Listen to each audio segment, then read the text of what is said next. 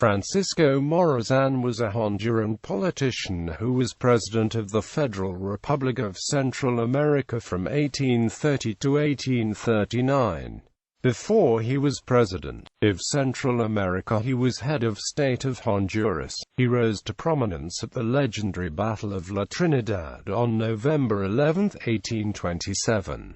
Since then, and until his execution in 1842, Morazán dominated the political and military scene of Central America. In the political arena, Francisco Morazán was recognized as a visionary and great thinker, as he attempted to transform Central America into one large and progressive nation. He enacted liberal reforms in the new Federal Republic of Central America, including freedom of the press, speech and religion. Morazán also limited church power by making marriage secular and abolishing government-aided tithing. These reforms made him some powerful enemies, and his period of rule was marked by bitter infighting between liberals and conservatives. But through his military skills, Morazán was able to keep a firm grip on power until 1837, when the Federal Republic became irrevocably fractured. This was exploited by the conservative leaders, who rallied around the leadership of Rafael Carrera and, in order to protect their own interests, ended up dividing Central America into 5 nations.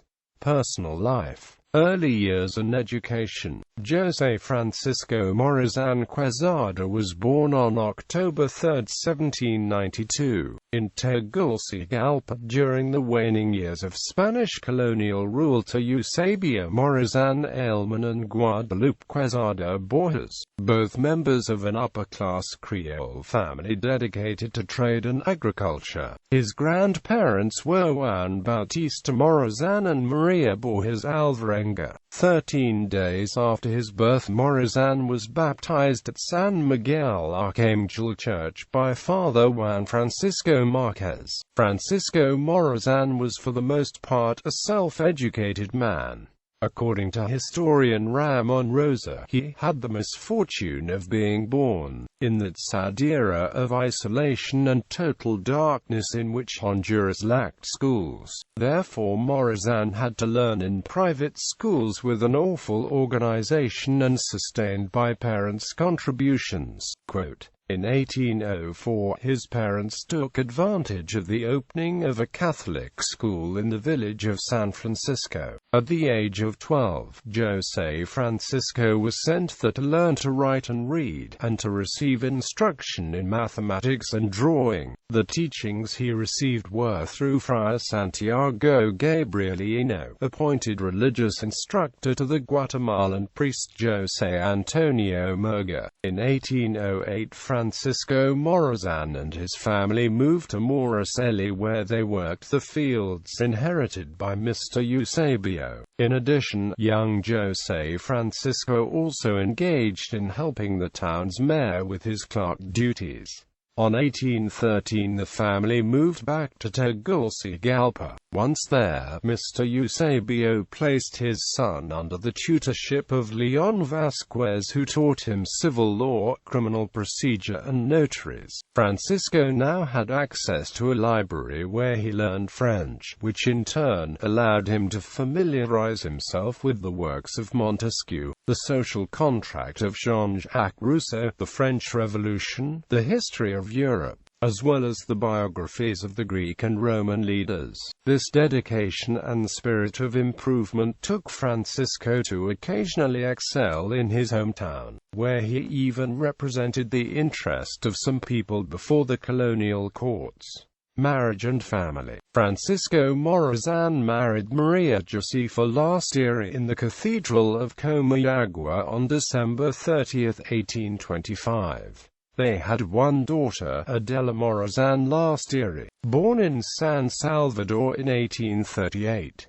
Lastiri belonged to one of the wealthiest families in province of Honduras. Her father was the Spanish trader Juan Miguel Lastiri, who played an important part in the commercial development of Tegucigalpa. Her mother was Margarita Lozano, member of a powerful Creole family in the city. Maria Josefa was a widow who had first married the landowner Esteban Traviso, with whom she had 4 children. Upon his death, she inherited a fortune. Her fortune and the new circle of powerful and influential friends that came out of this marriage only enhanced Morazán's own business, and thus his political and military projects. Outside his marriage, Francisco Morazán fathered a son, Francisco Morazán Moncada, who was born on October 4, 1827, to Francisca Moncada, daughter of a well-known Nicaraguan politician named Liberato Moncada. Francisco Morazán Jr. lived in the Morazán Lastiri home and accompanied his father in Guatemala, El Salvador, Panama, Peru and finally in Costa Rica, where his father was executed. After the death of his father, Francisco Morazán Moncada settled in Chinandega, Nicaragua, where he devoted himself to farming. He died in 1904 at age 77.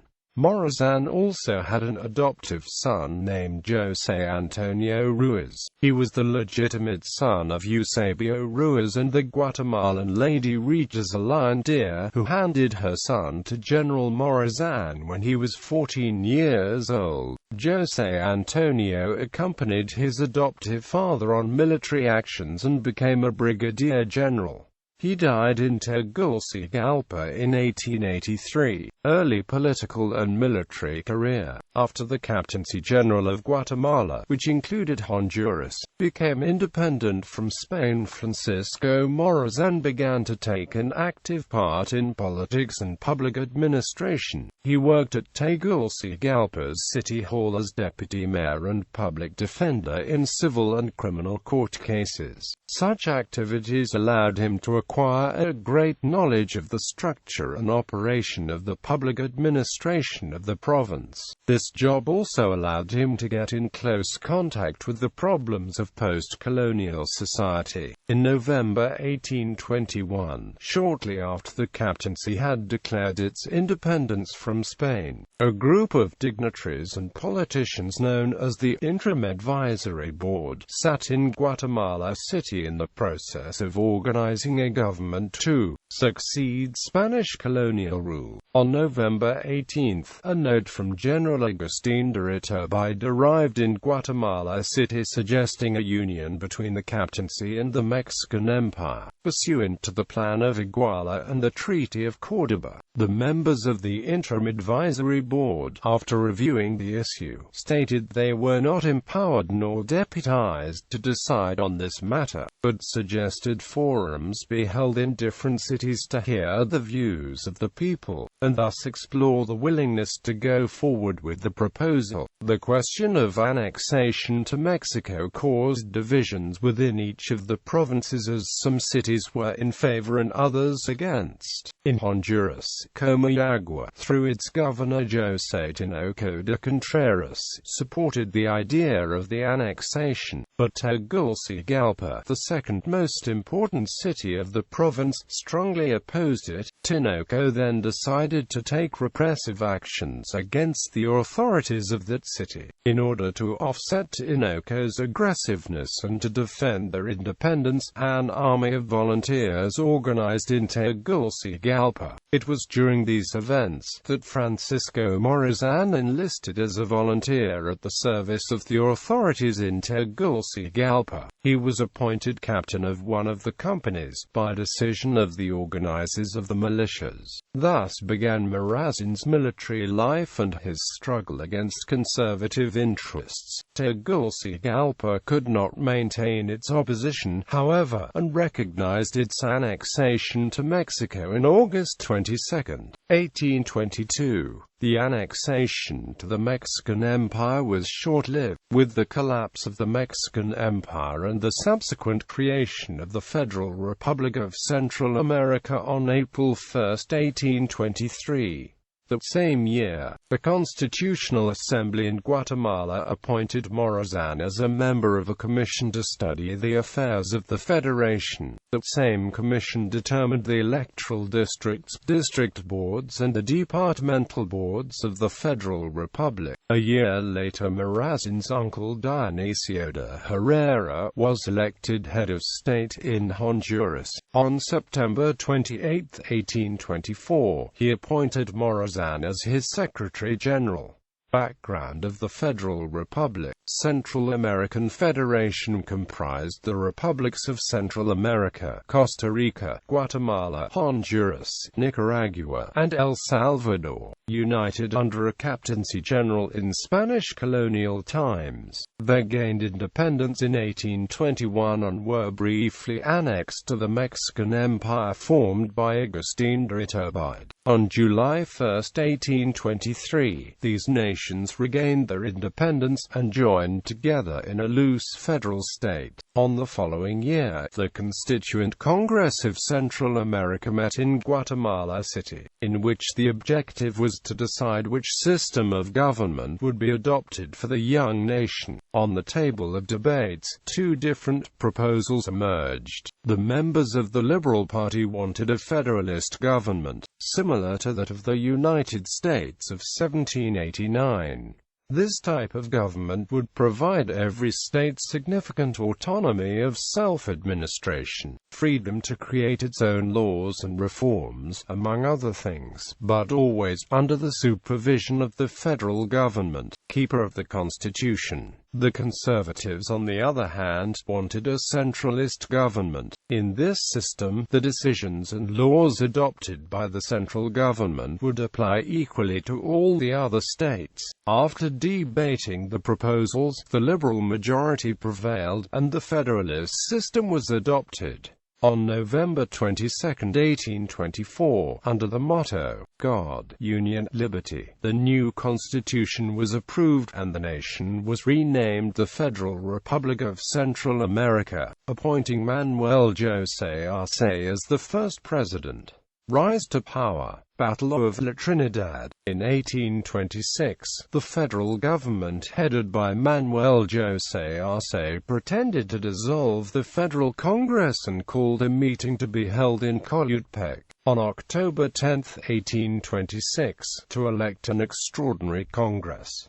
This unconstitutional move was rejected by the Honduran head of state, Dionisio de Herrera, but President Arce did not recognize Herrera's authority, claiming that Herrera's provisional mandate had expired, and that he was in power illegitimately. For this reason, the National Assembly had called for new elections in Honduras, but Herrera had ignored this decree and remained in power. For these reasons, but under the guise of protecting Copen's tobacco plantations owned by the federal government, Arce decided to oust Herrera. This mission was entrusted to Colonel Justo Miller, who on April 9, 1827, commanded 200 men and seized Comayagua, capturing Herrera and sending him to a Guatemalan prison. While Miller was busy consolidating power in Comayagua, Morazán escaped from the federal troops. He left the besieged capital in the company of Colonels Remigio Diaz and José Antonio Marquez, with the purpose of getting reinforcements in Tegucigalpa. The plan was to return and to liberate the state capital. Upon the return from Tegucigalpa, his men clashed with Miller's forces on the ranch La Maradiaga. This confrontation had no major consequences for either side. Miller remained in charge of Honduras, and Morazán left for Ojojona, where he was captured and transferred to Tegucigalpa by order of Major Ramon Anguiano. But Francisco Morazán managed to escape from his captors and left for La Union, El Salvador, with the intention of emigrating to Mexico. In La Union, he met Mariano Vidor, a special Salvadoran envoy to the government of Nicaragua. Vidor convinced him that, in that country, he could find the military support he needed to expel Miller from Honduran territory. He arrived in the city of Leon, Nicaragua, where he met with the commander-in-chief of the Nicaraguan Nicaraguan armed forces, Jose Anacleto,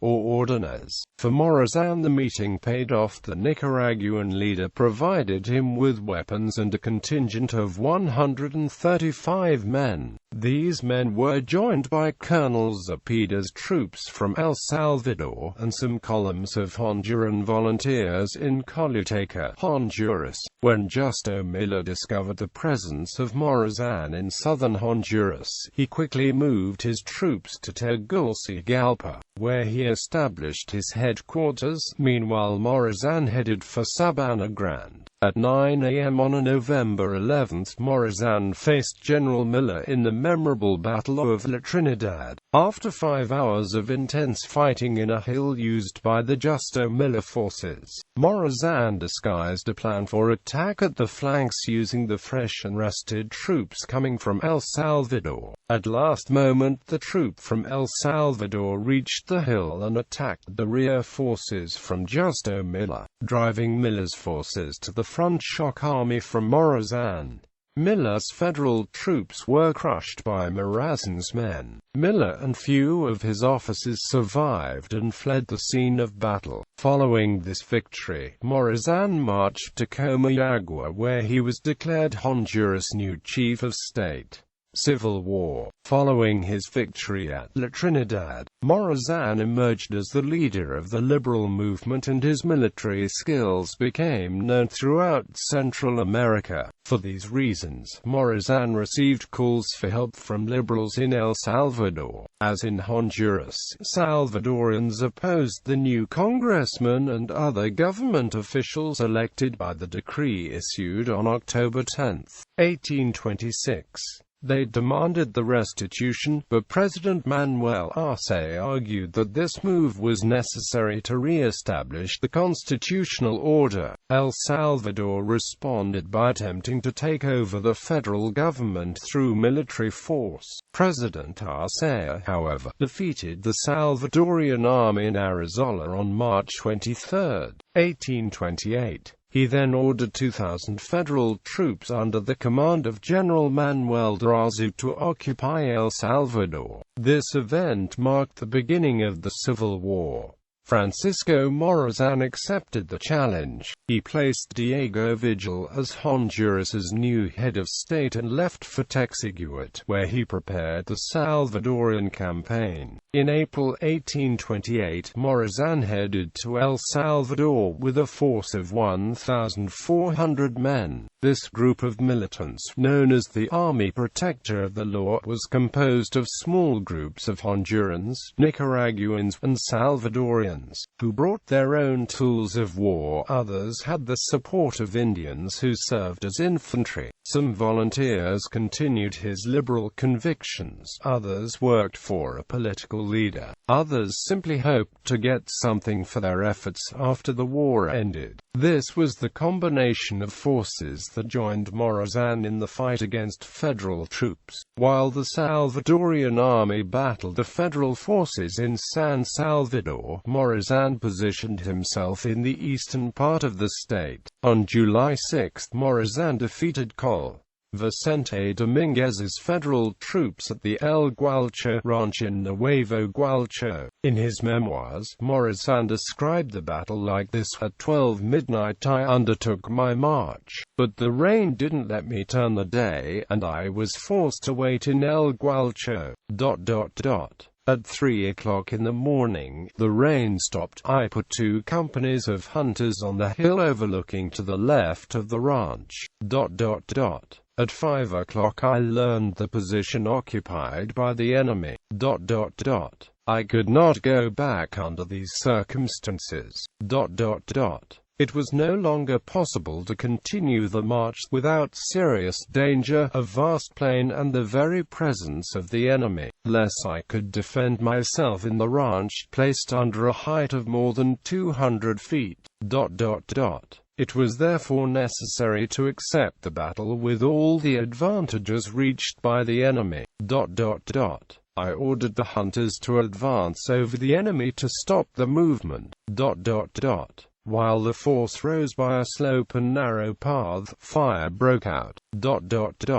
but 175 inexperienced soldiers made impotent for quarter of an hour the repeated attacks by the bulk of the enemy. The enthusiasm that produced in all the soldiers the heroism of these brave Hondurans exceeded the number of the enemy. When the action became general on both sides, our right wing was forced to back down and occupied the light artillery that supported it, but the reserve working on that side re-established our line, recovered the artillery and ended the action. The Salvadorans' assistance arrived in time to pursue the dispersed enemy soldiers. Morazán kept on fighting around San Miguel, defeating every platoon dispatched by General Arzu from San Salvador.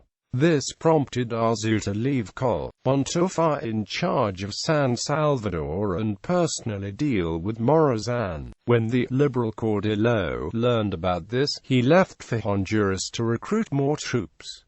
On September 20, Gen. Arzu was along the Lempa River with 500 men in pursuit of Morazán, when he learned that his forces had capitulated in Mexicanos. In the meantime, Morazán returned to El Salvador with a respectable army. Arzu, feigning illness, returned to Guatemala, leaving his forces under the command of Lieutenant Colonel Antonio de Isanina. The colonel and his troops then marched towards Honduran territory, when they were intercepted by Morazán's men in San Antonio. On October 9, Isanina was forced to surrender. With the capitulation of San Antonio, El Salvador was finally free of federal troops. On October 23, Morazán triumphantly entered the plaza of San Salvador. A few days later, he marched on Ahuichapan to organize the army with which he intended to invade Guatemala. In Ahuichapan, Morazán made every effort to organize a large army. He asked the government of El Salvador to provide 4,000 men, but had to settle for 2,000.